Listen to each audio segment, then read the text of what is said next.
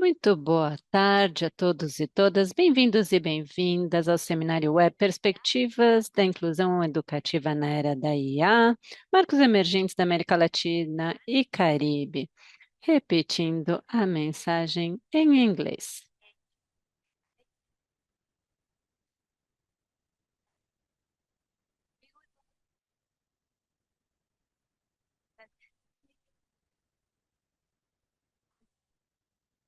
Recordamos que este seminario ofrece interpretación simultánea en español, portugués e inglés. Pueden elegir en el icono de interpretación su idioma de preferencia.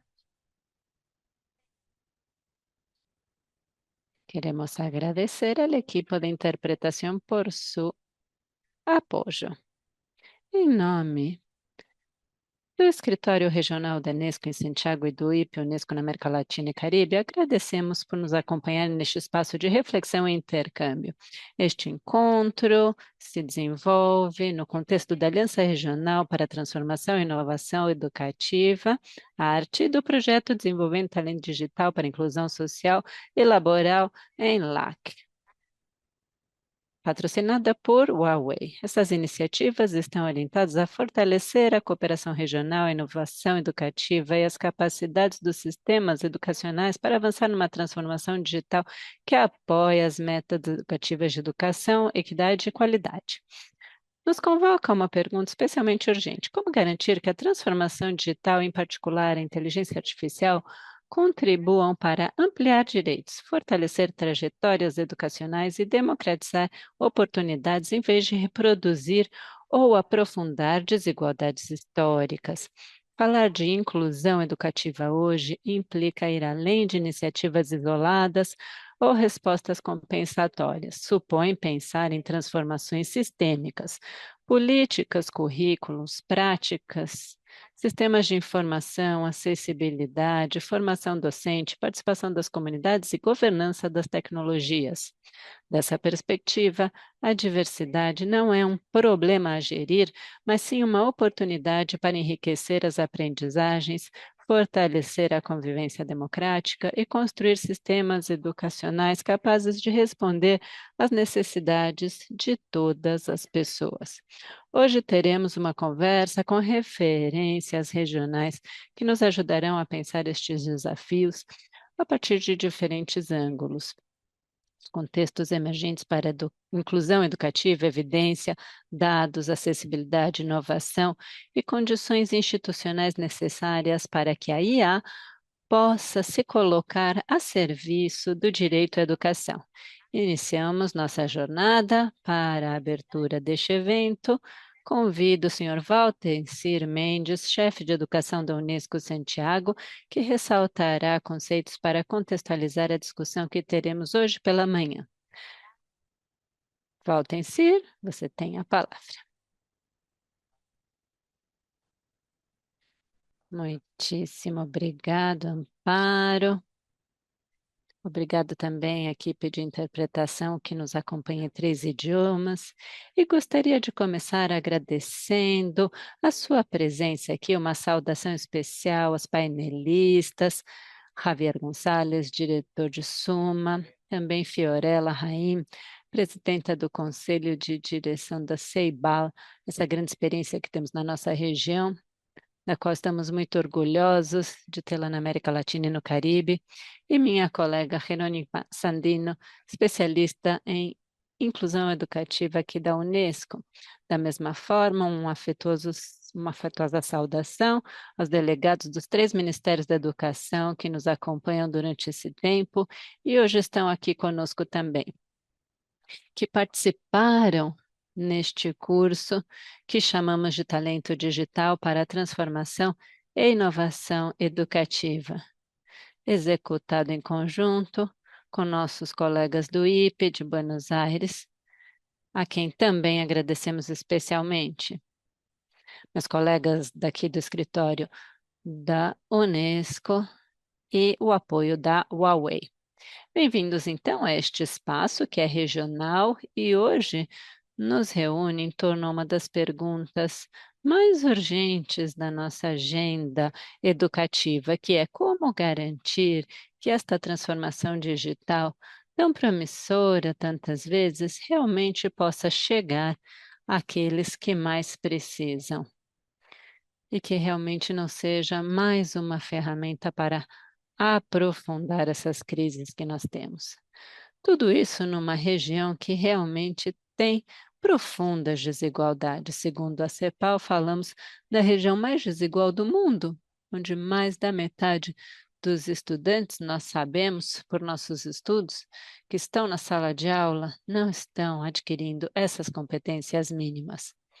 Por outro lado, temos grande evasão escolar, precoce, prematura, realidades sociais complexas, resultados de aprendizagens complexas, mas se olharmos para o último relatório da Unesco deste ano, vemos um grande desafio que ainda não conseguimos superar, que é que um de cada 6 crianças em idade escolar está excluído da educação e apenas 2 de cada 3 concluem o ensino médio. Quando olhamos especificamente a nossa região, vemos que 9,1 milhão de jovens estão abandonando o sistema.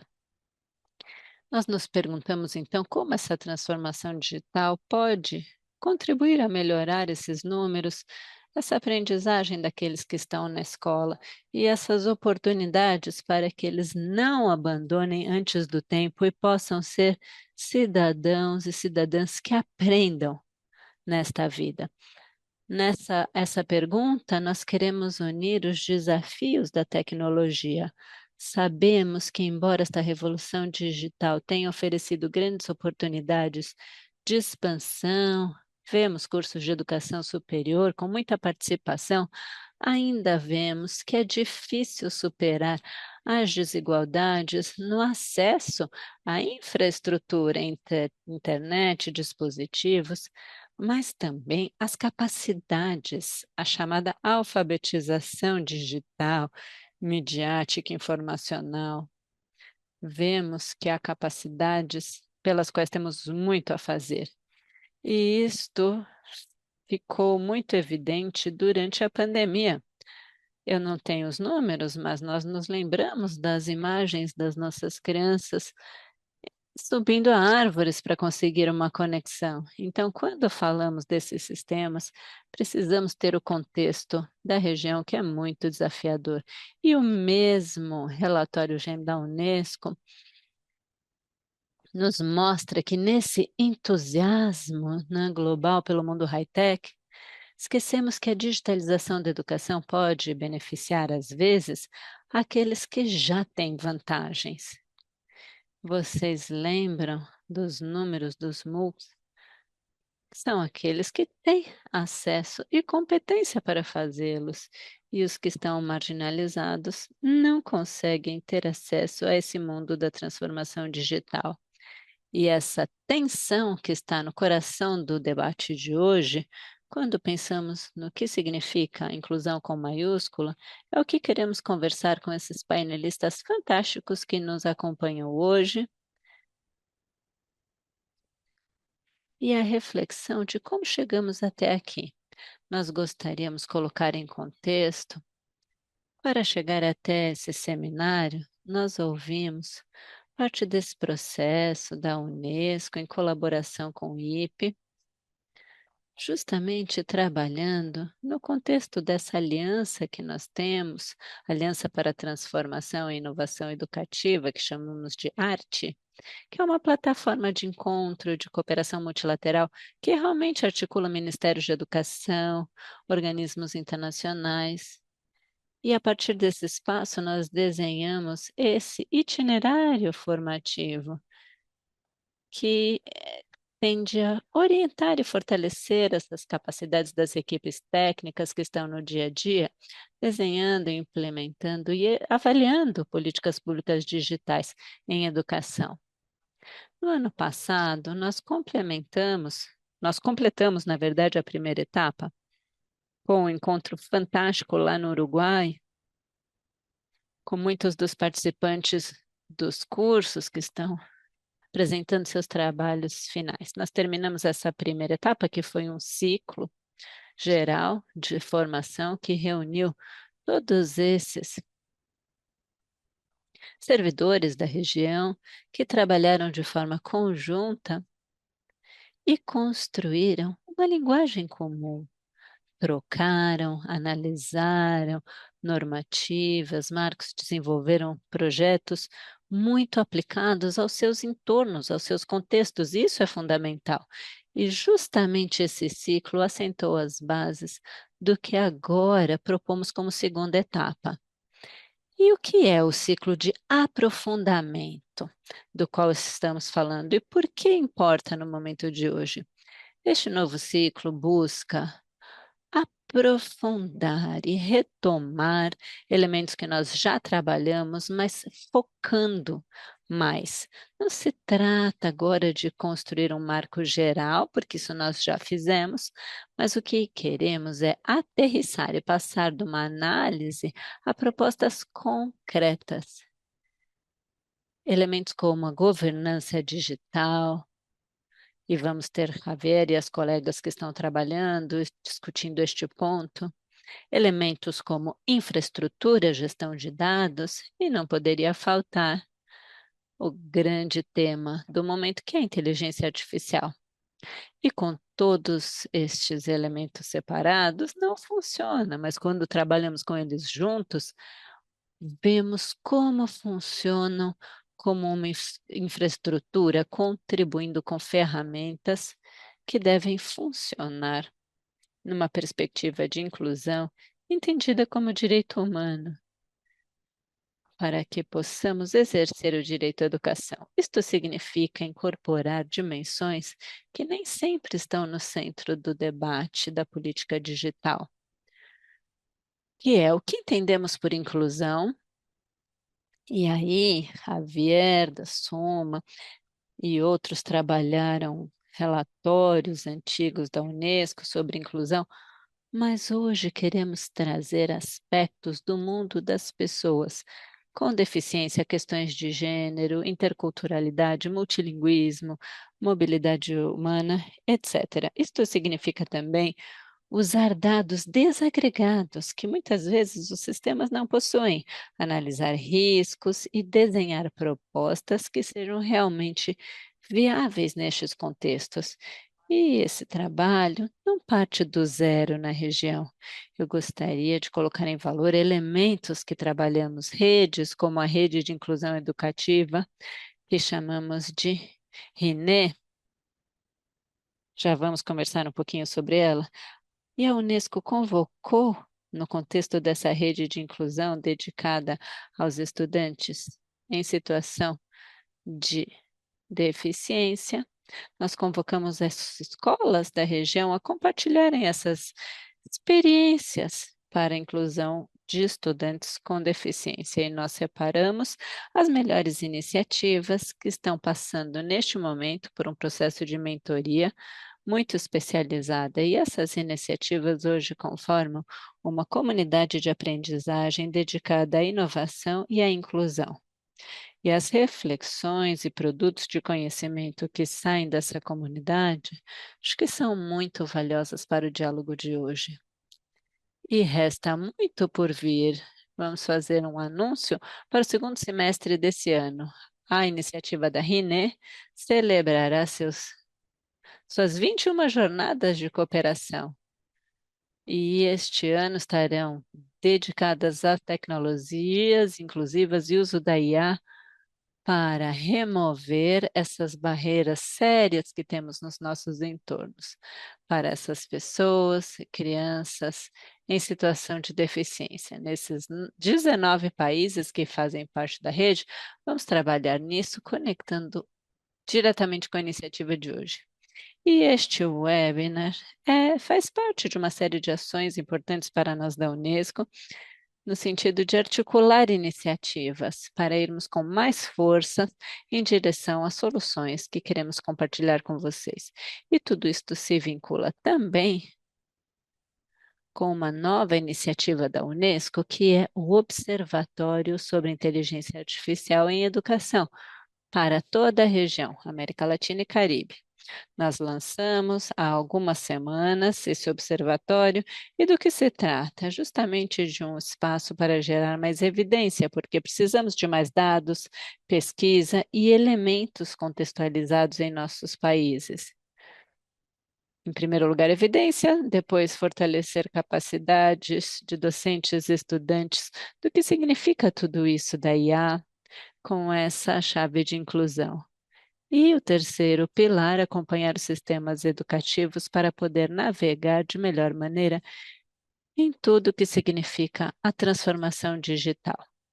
Esses elementos que veremos hoje estão muito relacionadas com o observatório, iniciativas como a René e dos sócios que nos acompanham hoje aqui. Para concluir e começar com o debate, nós nos perguntamos o que esperamos deste seminário e realmente que seja um exercício de intercâmbio, de escuta ativa. Convidamos vocês a isso. Acreditamos que as vozes deste painel, as experiências que saem da região que temos que é tão rica, esses trabalhos dos participantes, que seja formativo e com análise crítica e que façamos aqui o que possa ser traduzido em subsídios concretos para o trabalho necessário para as decisões em política educacional. Queremos gerar impacto. E ao terminar esta sessão, queremos que cada participante tenha um maior entendimento do seu próprio contexto e que tenha referências novas também, nós esperamos isso, e que também possa conseguir mais um interlocutor com quem continuar pensando ou construindo, porque há muitos elementos muito novos que precisamos construir juntos, entre todos. Isso é o que viemos fazendo na região, com todos esses trabalhos que eu mencionei. E nós temos hoje este painel, estas vozes muito comprometidas na nossa região, e convidamos vocês a ouvirem atenciosamente e principalmente que levem alguma coisa que aponte para essa transformação educacional que nós queremos. Não esquecemos, não se trata de tecnologia, e sim de transformar a educação para realmente termos os resultados que tanto desejamos. Muitíssimo obrigado, uma excelente jornada a todos. Muito obrigado, Val. E a partir deste contexto que você apresentou, vamos organizar agora a conversa em três blocos. A ideia não é ter exposições isoladas, e sim tentar de construir juntos uma reflexão sobre a inclusão educativa na era da IA.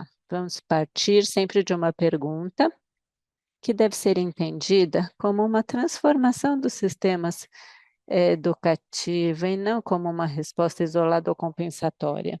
Depois vamos abordar a inclusão como um fenômeno multidimensional, principalmente na América Latina e Caribe. E, finalmente, vamos discutir que condições institucionais, pedagógicas, tecnológicas são necessárias para que a IA possa contribuir a ampliar direitos e não a aprofundar desigualdades. Hoje estamos com Jerônima Standino Cevajas, coordenadora da Rede Ibero-Americana de Educação Inclusiva, que nos ajudará a pensar a inclusão a partir de uma perspectiva de direitos, acessibilidade e transformação de barreiras. Javier Gonçalves, diretor de Suma, que contribuirá com o olhar da evidência, pesquisa, inovação educacional e políticas públicas orientadas à justiça social. E Fiorella Heim, presidenta do Conselho de Direção da CEIBAL, que compartilhará aprendizagens a partir de uma política pública digital sustentada, focada na institucionalidade, equidade, capacidades e inovação. Amparo e eu vamos alternar a moderação. Em cada bloco vamos ter uma intervenção de 5 minutos, seguida de uma reação à pergunta de outro colega de painel e um breve fechamento de quem começou. Amparo, vou devolver a palavra para você para iniciarmos o primeiro bloco. Muito obrigada, Fernando. O nosso primeiro bloco se chama Inclusão por Desenho, Acessibilidade, Diversidade e Direitos em torno com IA.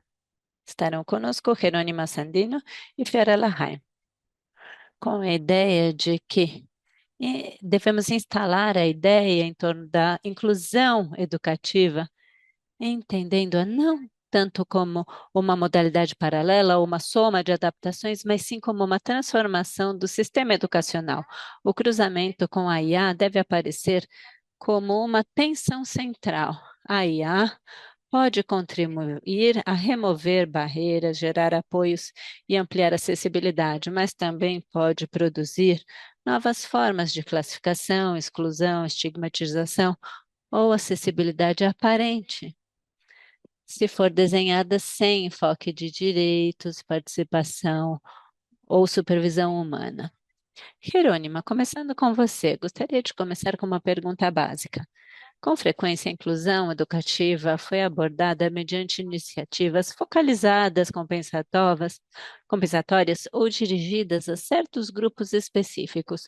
No entanto, uma perspectiva de direitos nos convida a pensá-la como um processo de transformação do sistema em seu conjunto. A diversidade linguística, cultural, funcional, territorial, social não deveria ser entendida como um problema a gerir, mas sim como uma oportunidade para democratizar e enriquecer as aprendizagens de todas as pessoas.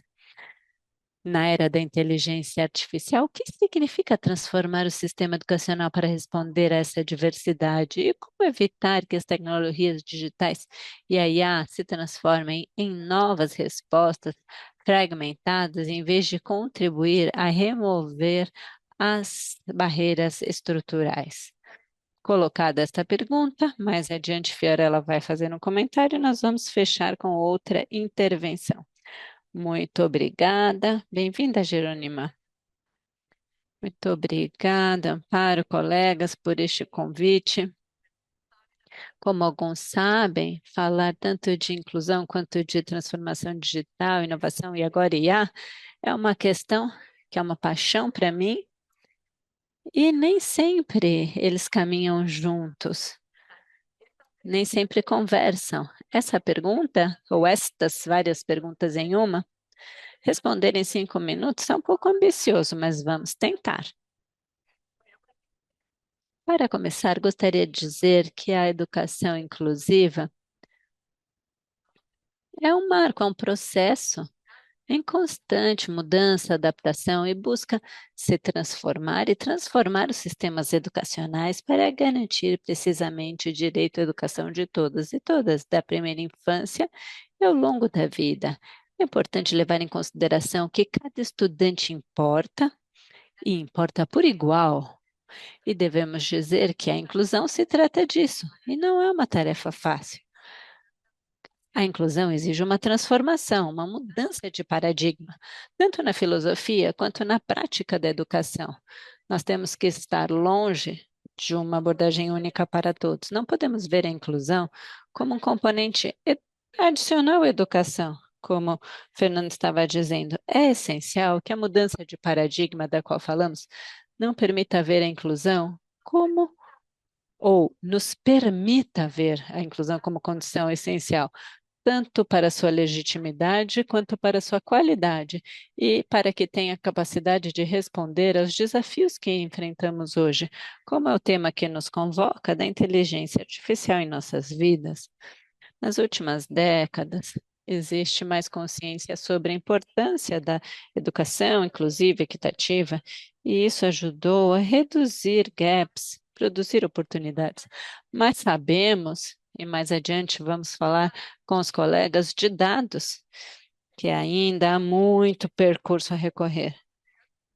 Existem barreiras visíveis e invisíveis que dificultam o caminho para alcançar o Objetivo de Desenvolvimento 4 de garantir uma educação inclusiva, educativa de qualidade para todas as pessoas.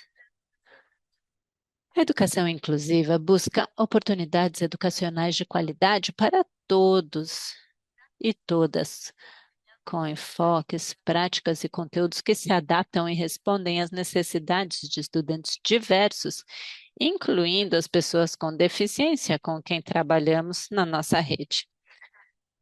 Para isso, devemos pensar na transformação dos sistemas educacionais para sistemas mais inclusivos que permitam acesso e pertencimento e agenciamento dos estudantes. Mas ao falar de acesso, não quero falar apenas do acesso físico aos espaços, mas também de garantir que sejam minimizadas as barreiras de aprendizagem.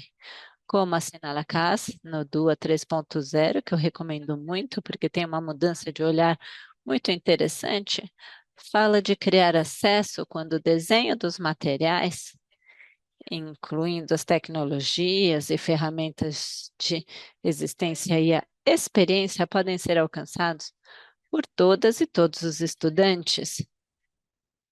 Agora eu quero que reflitamos como usar melhor a tecnologia, incluindo a IA, para eliminar as barreiras nas experiências de aprendizagem entre os estudantes.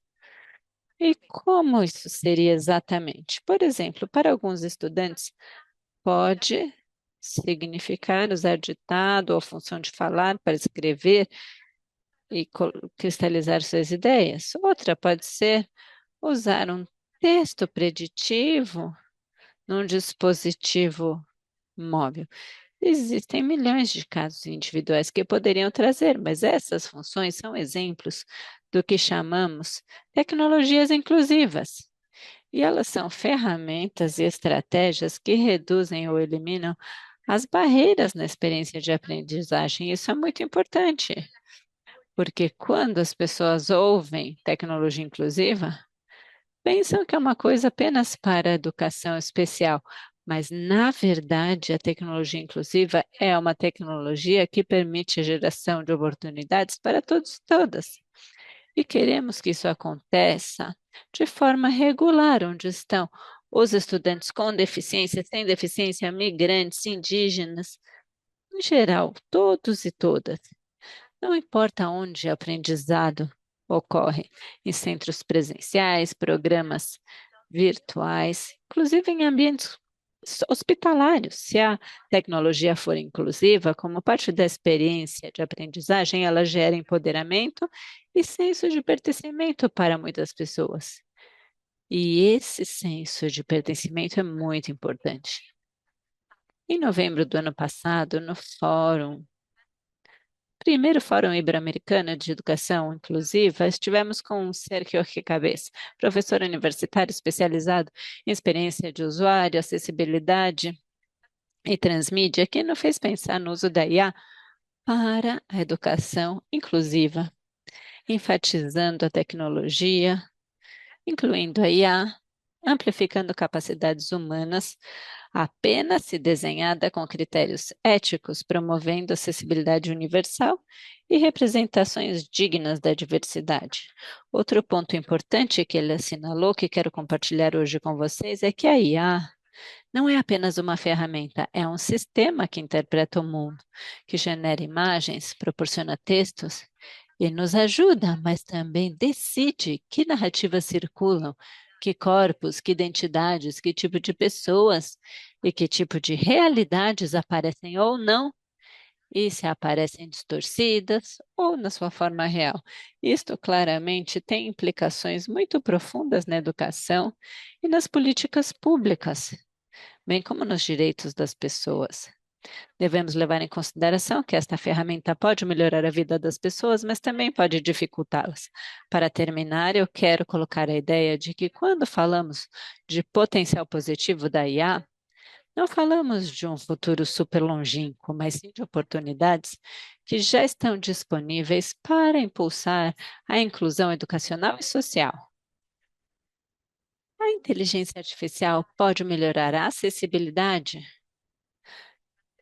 Permite gerar textos, leitura fácil, descrição de imagens, materiais, em questão de segundos.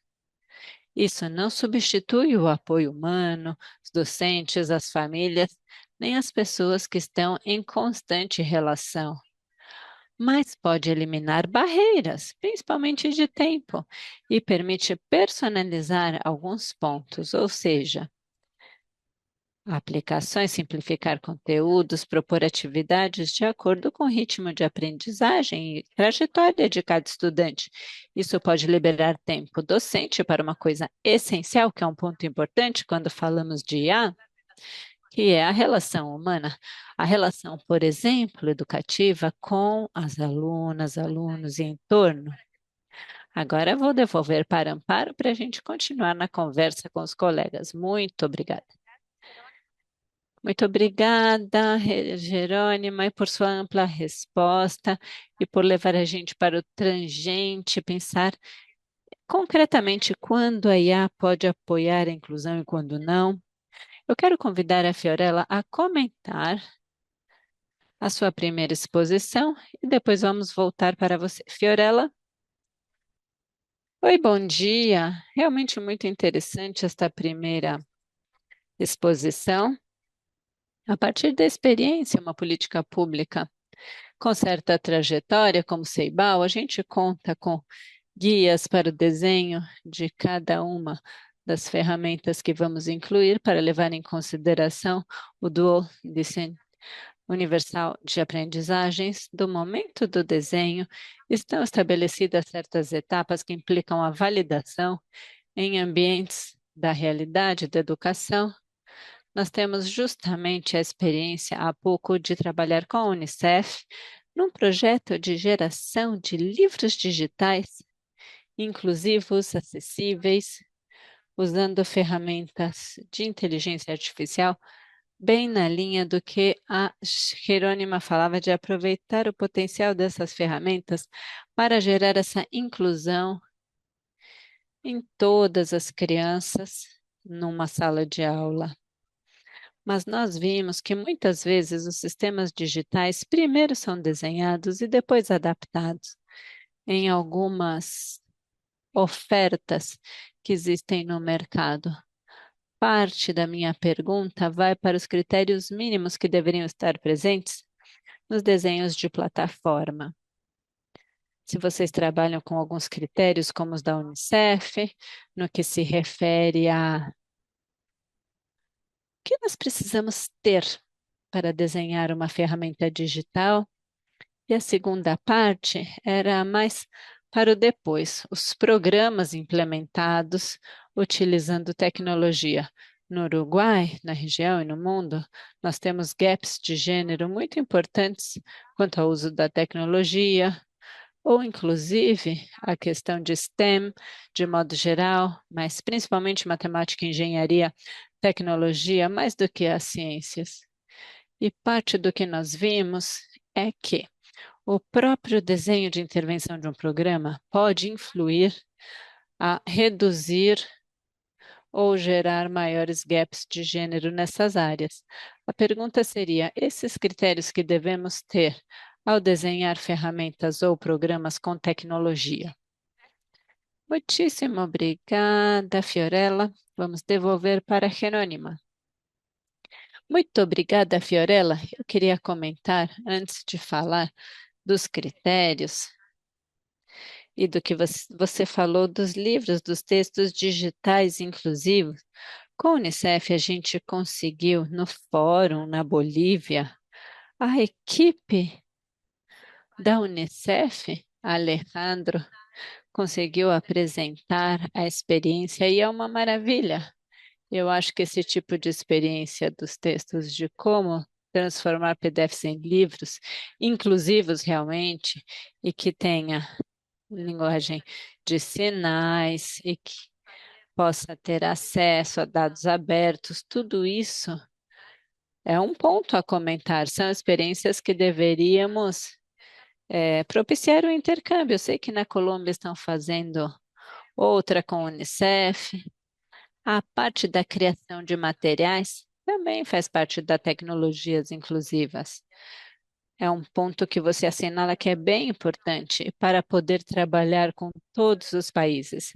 E sobre os elementos, devemos levar em consideração, primeiro, que o desenho, tanto das ferramentas quanto a prova, deve ser com participação das pessoas e de todas as comunidades com quem vamos trabalhar, crianças, jovens, com deficiência, indígenas, migrantes, todos os que participam, docentes, famílias, todos os que farão uso, porque, como você dizia, se não participarem no desenho, será difícil que se sintam que sintam esse pertencimento em relação às ferramentas. Por exemplo, nas iniciativas que o Tancir comentava há pouco, há um exemplo na Colômbia com um desenho de uma iniciativa de STEM que tenta trabalhar a diversidade em sua totalidade. Então, eles trabalham com crianças com deficiência indígena, migrantes e com foco de gênero também. É uma iniciativa bonita porque é numa região de floresta da Colômbia, onde só dá para chegar de avião. As condições não são as melhores, mas estamos fazendo o melhor possível. E o desenho das ferramentas e dos programas também deve ser feito levando em consideração quem participa. Em segundo lugar, as ferramentas devem ter em conta os vieses algoritmos, porque os modelos aprendem do mundo, mas também das suas desigualdades. Então, se os dados estão desequilibrados e costumam estar, a inteligência artificial vai reproduzir todo esse desequilíbrio. E o terceiro, muito importante, por exemplo, no caso de deficiência ou de indígenas, ou algumas minorias étnicas, é a invisibilização. Então, quando certos corpos, culturas ou realidades não aparecem nos dados, a IA não sabe como representá-los, e o que não se representa não existe para o sistema ou para aquilo que estamos trabalhando. Então, fica perdida tanto a narrativa, e ao não representá-la, gera barreiras e invisibilização. Muito obrigada, Jerônima Fiorella. Acho que este primeiro bloco deixa instalada a ideia central de que a inclusão não é jogada no acesso a uma ferramenta, mas justamente nessa capacidade que você mencionava do sistema para identificar e remover barreiras. Isso nos leva ao segundo bloco. Se as desigualdades são multidimensionais, nós precisamos de evidência, dados, nós precisamos de avaliação que seja capaz de ver estas intersecções sobre tudo quando falamos de IA, porque ela pode ajudar a reconhecer padrões de exclusão, mas pode também invisibilizar quem não está representado pelos dados. Com essa preocupação, passamos para o Javier. Javier, a partir da pesquisa educacional, que tipo de evidências nós precisamos para compreender estas intersecções? E pensando na IA, como evitar que os dados agregados incompletos ou enviesados invisibilizem aqueles que enfrentam justamente mais barreiras? 5 minutos, Javier. Muito obrigado, Fernando e Unesco, por esse espaço que parece ser chave, porque, por um lado, temos o Tencir e outras pessoas, é um espaço nosso, em primeiro lugar, latino-americano. Eu vejo muitos rostos conhecidos nos participantes, no ministério com quem trabalhamos, na região. Então, gostaria de destacar este espaço, embora seja grande ou de massa, tem um eixo muito latino-americano. Eu queria parabenizar a Unesco por este espaço, que, além disso, oferece a possibilidade de falar de um tema claramente muito importante, uma temática que requer aprofundamento e um olhar que eu gosto neste fórum da Unesco, trabalho da Tencir na região, nos diferentes escritórios, o IPE, mas também Unesco Paris, é ter visão crítica, atrever-se a assumir isso com a importância e seriedade que possui. Isto não implica nem ser contra a tecnologia, nenhum caso. As sociedades apenas avançam a partir do conhecimento, ciência e inovação.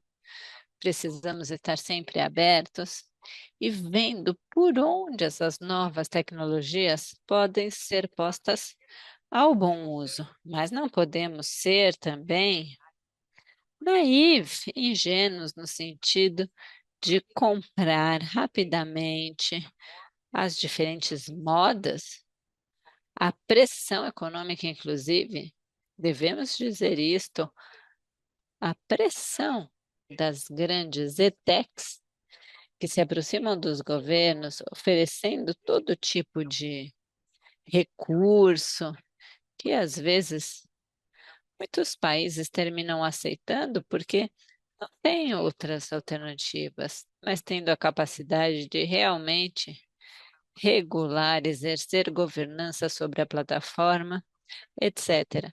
Nós não devemos cair em nenhum extremo, nenhum pessimismo reativo, nem num otimismo infundado, porque, obrigado, Fernando, pela pergunta. Aqui não é um ou dois estudos, meta-análise sobre inteligência artificial com a quantidade de risco que tem hoje, claramente, antes do Jam Report, que foi lançado no Ceibal, no que diz respeito à tecnologia em geral, sobre IA, hoje tem mais papers mostrando riscos do que benefícios. Eu não quero ficar em nenhum dos dois extremos, mas precisamos dizer isso sem ser catalogados como iconoclastas ou pessoas que querem, como se diz, ser contra a tecnologia. O que eu acho é que é importante ter essa moderação sobre este tema. Dois temas para a média, antes de ir para as exclusões e desigualdade, que são a questão central, porque as minorias do sistema se transformam em grandes maiorias quando a gente soma. Então, vemos que, por um lado, a IA tem um problema na aprendizagem que é central, o offloading, ou seja, existe uma delegação de processos cognitivos-chave que fazem com que, pela primeira vez, haja um sino para medir os diferentes tipos de inteligência e que está mostrando que as novas gerações estão tendo um QI mais baixo. A gente pode questionar as medidas e tem todo tipo de discussão acadêmica sobre isso, mas devemos chamar atenção. Do ponto de vista cognitivo, os jovens podem estar se privando de processos importantes. E depois tem um processo chamado psychopathy, que tem a ver com a pergunta: até que ponto as plataformas podem promover comportamentos pró-sociais que são importantíssimos na inclusão? A inclusão passa somente, nós dizíamos isso no relatório da Suma Unesco para 2020.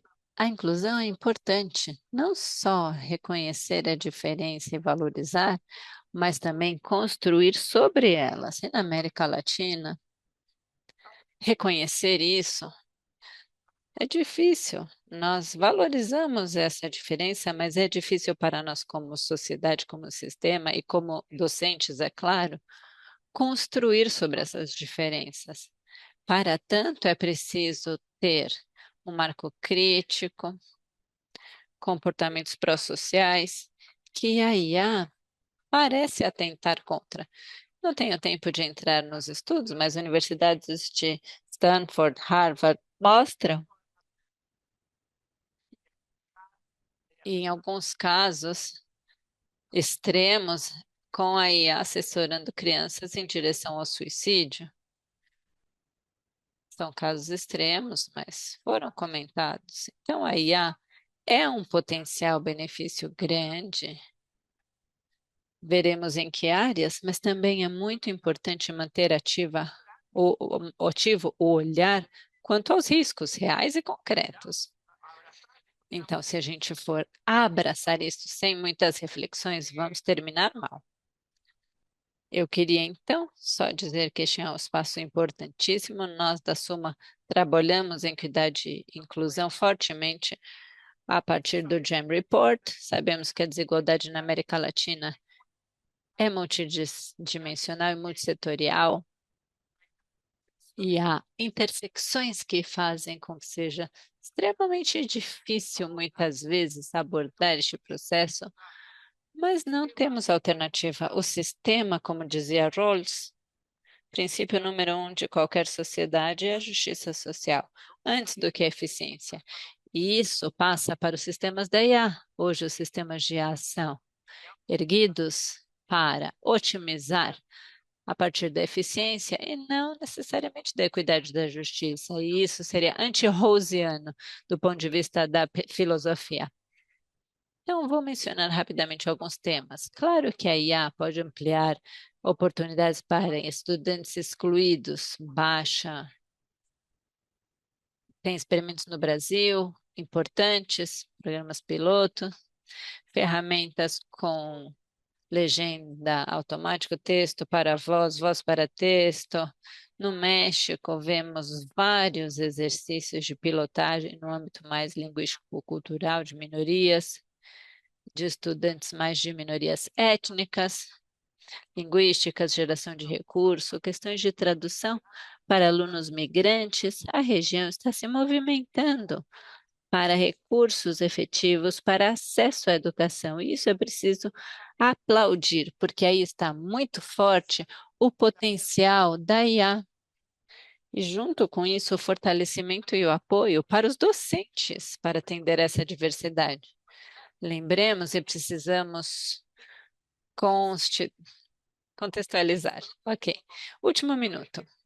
Precisamos contextualizar que os docentes não foram formados para a inclusão e a IA é uma ferramenta extremamente potente para acompanhar esses docentes ao entregar alternativas e estratégias docentes para abordar essa diversidade. É um tema muito amplo e complexo, mas eu entendo a questão dos tempos. Obrigada, Fernando. Desculpa se eu passei. Obrigado, Javier. Agora, Herânima vai deixar um comentário, reação ou pergunta para você. 2 minutos, Jerônima. Vamos ser breves, porque precisamos manter o tempo do encontro. Não se preocupe. Muito obrigada, Javier.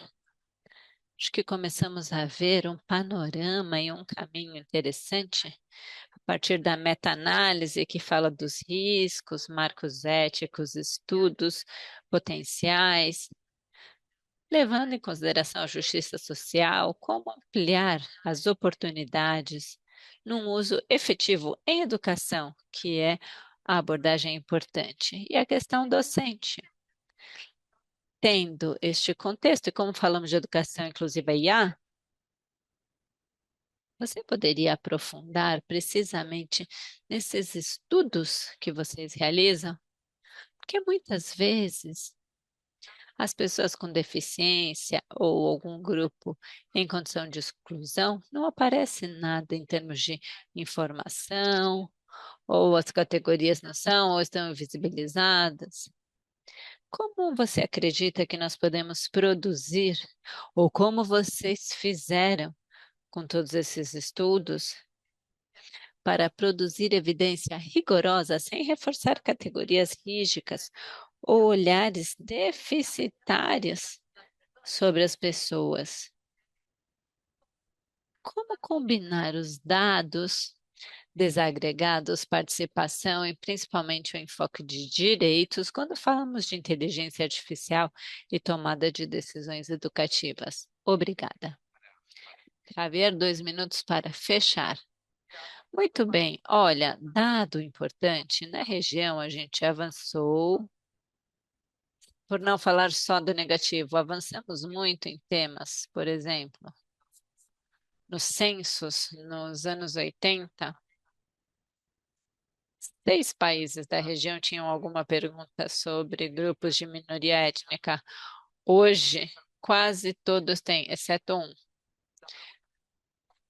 As perguntas do grupo de Washington são implementadas bastante amplamente, mas ainda faltam 9 países na nossa região. Em 2020 fizemos com o Unesco e demonstramos que não havia.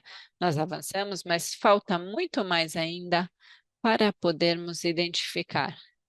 Muito brevemente, um, acho que devemos parar de classificar pessoas para identificar barreiras, ou seja, quem tem deficiência, tudo bem, mas no nosso questionário, que barreiras enfrenta? Que apoio requer? Que condições facilitariam a sua participação?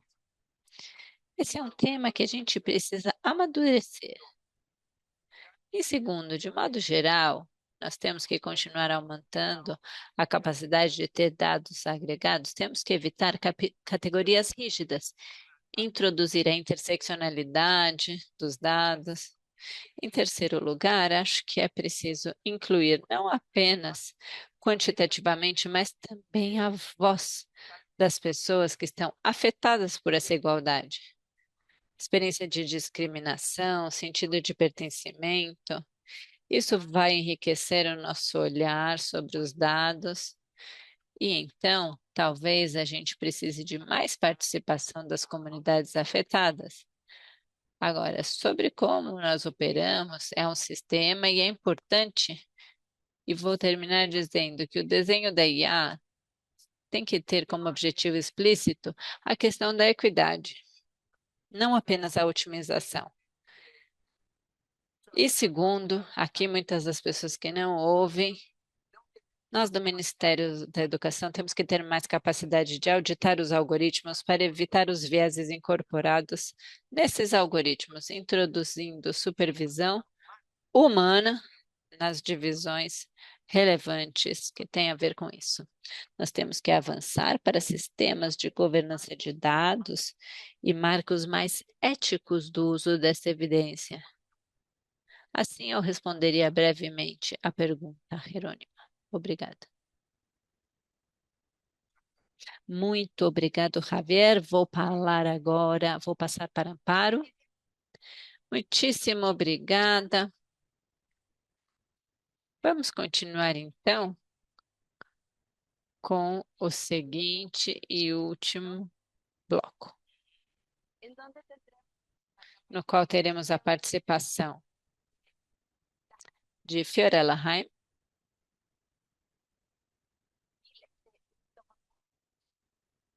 Eu a convido, por gentileza, a abrir sua tela. Oi, perfeito. Fiorella, para que um sistema educacional seja verdadeiramente inclusivo, não serve apenas incorporar tecnologias, precisamos de políticas públicas com dados agregados, currículos permanentes, acessibilidade, tecnologias de apoio, condições de acesso, participação ativa de comunidades e famílias. A partir da trajetória da Ceibal como política pública digital e sustentada há tantos anos, quais são as condições institucionais que permitem que a tecnologia contribua realmente à inclusão? E olhando para a incorporação da inteligência artificial, quais são os aprendizados chave para incorporar com critérios de inclusão, responsabilidade? Você tem a palavra. Obrigada, Amparo. Uma coisa chave da história da Ceibal, que chegou a ter 19 anos ininterruptos, com 5 governos diferentes, que mantiveram política pública, isso tem a ver com a institucionalidade, justamente. A Ceibal é uma entidade que tem como objetivo específico a transformação digital na educação pública, entre os 6 e os 18 anos. No conselho de direção que eu dirijo, o ministro de Educação e Cultura está lá e um representante do Ministério de Economia e Finanças também. Então, termos essa instituição com um centro de inovação educacional com um objetivo muito claro, permite gerar um responsável que possa, de alguma forma, montar esse sudoku para as coisas funcionarem, porque a gente viu na região, muitas vezes, que as responsabilidades se diluem ao se dividirem. Tem um ministério responsável por uma parte, outro ministério por outra, e não estão em consonância. Então, o fato de poder dizer para uma escola, uma comunidade docente, famílias, estudantes, que qualquer problema que eles tiverem relacionado à integração da tecnologia na educação tem uma única referência, nós, como Ceibal, podemos levar para a instituição que corresponda ao problema, é muito valioso isso, porque no final do dia a pessoa não quer saber se falhou o Wi-Fi, se a plataforma caiu, se o que aconteceu foi que ela esqueceu da senha, se o computador ficou com a memória cheia. O importante é que não está conseguindo usar sua ferramenta educacional e se conectar ao seu programa. Então, poder ter um responsável institucional claro, definido, que possa dar resposta a qualquer uma destas questões, fazem que um programa educacional possa ser levado adiante. Não é apenas instalar um Wi-Fi ou dar um computador ou analisar os dados. É uma globalidade. Poder ter essas conversas sobre conteúdo com plataformas, como o Fernando dizia hoje. Eu gostaria de enfatizar aqui um aspecto central, principalmente agora falando da IA como tecnologia nova, mas não deixa de ser uma tecnologia a mais incorporada à educação, que tem a ver com a clareza dos nossos objetivos e o olhar de cada um aqui dos nossos países deve ter essa definição, a partir dos ministérios, dos governos de cada país, de quais são os problemas importantes no nosso contexto e definir a estratégia de implementação de programa, aquisição de ferramentas e avaliação depois, em função disso. Acho que isso é crítico, porque muitas vezes ouvimos falar de estudos gerais sobre etiqueta aplicadas a implementações muito diferentes, falando da questão das telas. Falamos das telas, mas não sabemos se estamos falando de bibliotecas digitais que possam gerar acesso à leitura, ou jogos, ou redes sociais. Mas as opiniões são muito categóricos, que falam de uma grande diversidade de situações. Aí eu acredito que é importante entender de novo como é o caso, qual o problema identificado, qual foi o contexto no qual tentaram dar uma situação, que desenho e que implementação foram levados adiante. E aí sim fazer um estudo, uma avaliação que não precisa levar décadas. É possível fazer estudos muito poderosos e bem rápidos, estudos de impacto, experimentais, e que isso possa retroalimentar e permitir uma paixão e um ajuste constante. Hoje, as ferramentas que temos nos permitem, principalmente com o processamento de dados, tomar decisões melhores, avaliar melhor as opções que a gente tem. E eu gostaria de dizer, para fechar, eu vi em algum comentário no chat, o pessoal falando do desenvolvimento das competências básicas nos estudantes. Eu acho que é fundamental nesse momento de inteligência artificial generativa tão estendido, que isso gere nos estudantes, nos docentes, nas famílias, nas comunidades, essa alfabetização em inteligência artificial mínima. O que é a IA? Não é magia. Como ela funciona? Como a partir desse funcionamento eu vou ter então certas limitações, riscos? Como eu vou usá-la para aproveitar as oportunidades? Queria fechar esta intervenção assim. Obrigada. Muitíssimo obrigada, Fiorella. Muito importante sua contextualização. da governança, institucionalidade e o método com que funciona a institucionalidade aí. Quero convidar Javier Gonçalves para comentar sua primeira intervenção. Muito obrigada, Amparo. Obrigada, Fede, pelas suas palavras tão interessantes. O caso, como você mencionava de Sobral, é um caso destacado na região. Ao se aproximar dos estudantes, mas Ceibal também diz em suas avaliações que é um exercício sempre em desenvolvimento. A promessa da tecnologia como impulsionador definitivo da aprendizagem, inclusive na Ceibal, não é possível de incorporar, concretizar. Tem alguns casos que sim, outros que não. Tem evidência de que a adaptabilidade que vocês estão fazendo com matemática vai melhorando alguns casos, mas ainda, apesar disso, tem a questão de que a tecnologia ainda está para mostrar seu potencial, desde a trigonometria antiga e as novas. Eu gostaria, a partir da prudência, da equidade e da inovação, como decidir nos países quando é o momento de entrar e com quais tecnologias, que inovações escalar e quais não, e, portanto, o que deveríamos olhar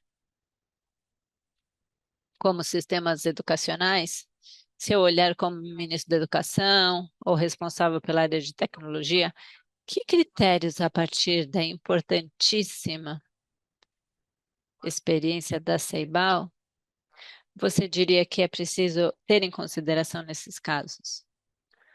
Muito bem, eu acho que parte do que você dizia tem a ver com o que eu falei, do que medimos, o que tentamos medir, acho que durante muitos anos, principalmente pela indústria da produção de artigos acadêmicos, não foram feitas as perguntas adequadas. Não sei se tem estudos de por que poderia ser importante numa escola ter luz elétrica e não continuar com velas.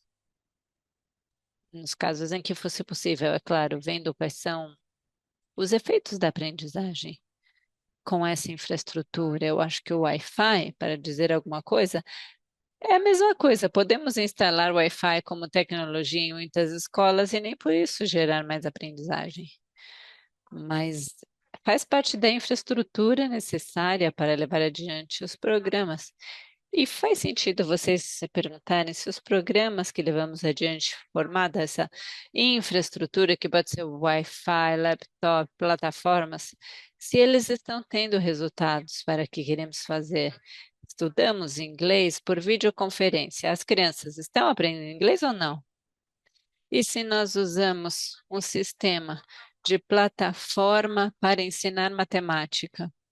Os docentes que usam essas ferramentas estão conseguindo fazer com que seus estudantes, que são de contextos mais desfavoráveis, rompam as barreiras que há?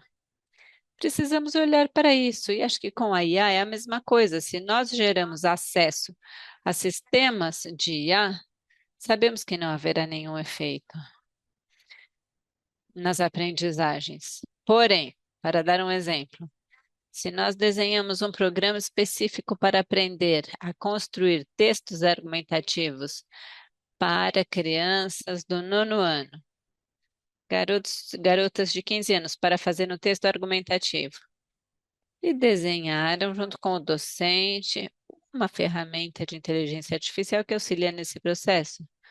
Estamos com um exemplo agora, fundos da OEI, vendo um desenho experimental com um grupo de controle.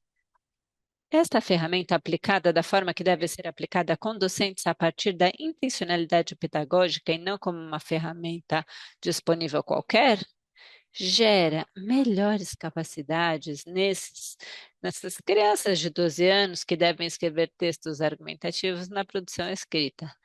Daqui a uns meses eu espero estar dizendo para vocês como foi para nós e se vale a pena escalar.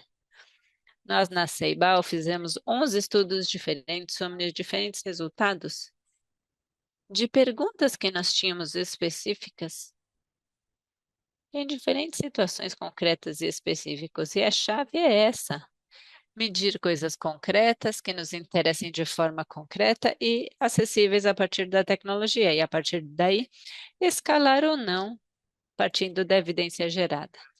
Muito obrigada, Fiorella. Obrigada, Javier, também.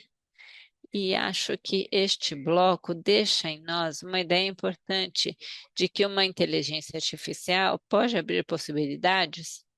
Esses exemplos eram muito claros. Existe um ecossistema institucional capaz de orientar, avaliar ou sustentar, inclusive corrigir o uso.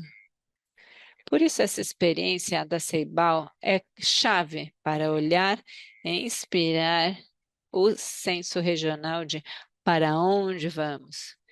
Nós já passamos bastante do tempo, nós vamos pedir uma última ideia para fechar o painel em menos de 30 segundos para cada painelista. Uma ideia que vocês gostariam de deixar para nós, os servidores que estão ouvindo vão levar essas reflexões para casa. Jerônimo, uma ideia bem curtinha, menos de 30 segundos. 10 segundos.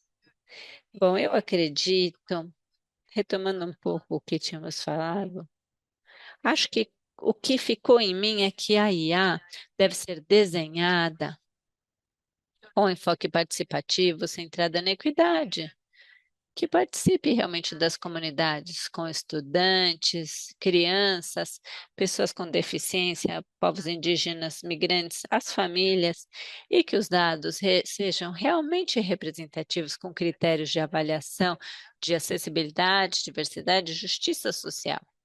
Muitíssimo obrigada, Jerônima. Javier,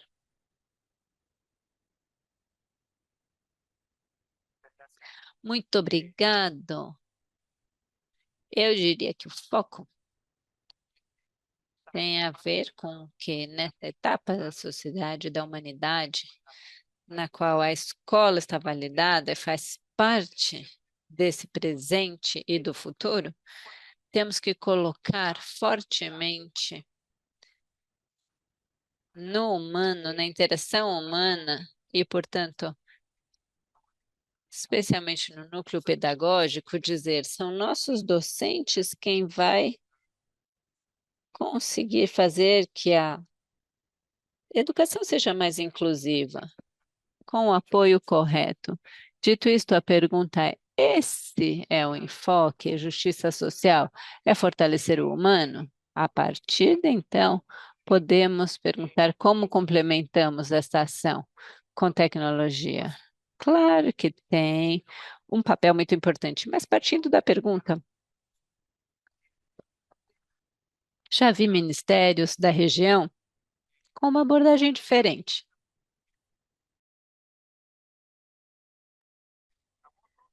enfatizando primeiro a tecnologia, porque gera votos, visão de modernidade, a visão de que estamos avançando mais rápido, e depois vemos como se insere no currículo, na pedagogia.